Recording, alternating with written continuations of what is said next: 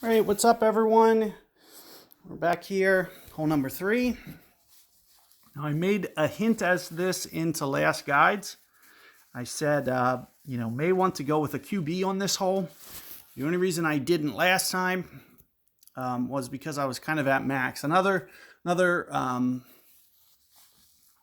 If your driver is really accurate, a Poc 6, a Poc 7, you really won't need it. It's really kind of something you really don't need because I kind of went over this in the last guide. If you're very careful and use a lot of curl, accuracy is not going to be the reason that you mess this shot up. So, it's a very safe shot anyway. So it's really not a big deal to be able to use QB, but I'm just, thinking for those guys that don't have the Epoch 6s, they don't have the Epoch 7s, it may be just best for you to just go QB off this island. You could even go, as much as half power if you have to, and you should be able to get close enough to perfect ball that you'll never miss this island. And that's one of the main reasons that, I just want to kind of point that tip out.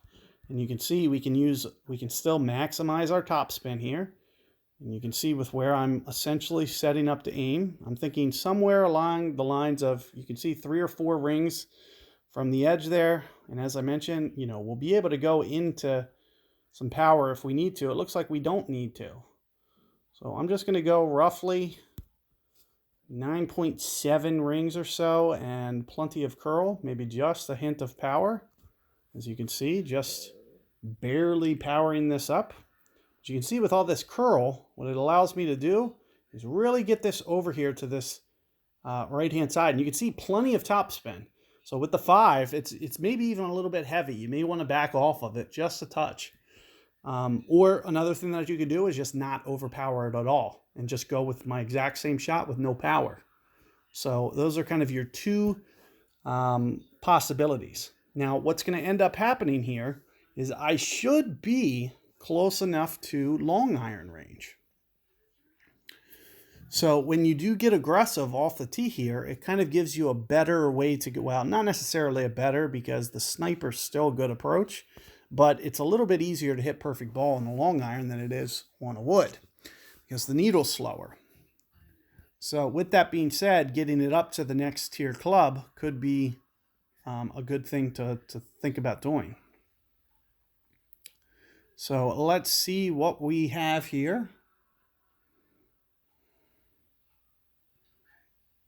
See if we can't hone in on this.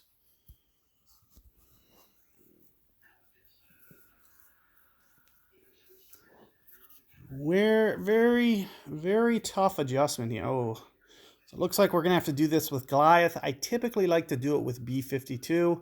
It has better accuracy. I could potentially great ball one in. This is going to make it just a little bit tougher. But it will, I'll pretty much use the same technique either way. So I know how to do both. I just don't like to use this club because it's not as accurate. I don't want, a great ball costing me. And sometimes with the B52, we can still get that to fall. So you can see with what I'm doing with how much I have offset. Aside from that, I play pretty close to 2 per ring, maybe just a touch more than 2 per ring on this. So for a little bit more than 4.5 rings. So that's 4.5 right there. And I am getting down to the wire here, so I don't have a full clock to release on. But here you can see that it's coming in, and it looks like it's just a little bit light. So maybe 4.8 there, 4.7, somewhere in there. But also having that ball guide offset. You got to keep in mind that the ball guide is going to change from the time that you hit to the time that it lands. So you'll have to keep that in mind and try to get that offset. And how much is the offset? It's actually more on a B52 than it will be on a sniper. So you got to keep that in mind as well. So the offset amount that you have to do, you have to increase it once you go up to that next club, on that club down, because the ball goes higher and it's in the air longer for that club, as opposed to kind of a min sliper. It's going to have less wind effect because the trajectory is a little bit shorter. So with that in mind, I have to play more wind effect, but it's easier to hit perfect ball. So it's kind of like a trade-off there. So keep that in mind. You probably want to know how to hit both shots just in case you do get into that varying distance.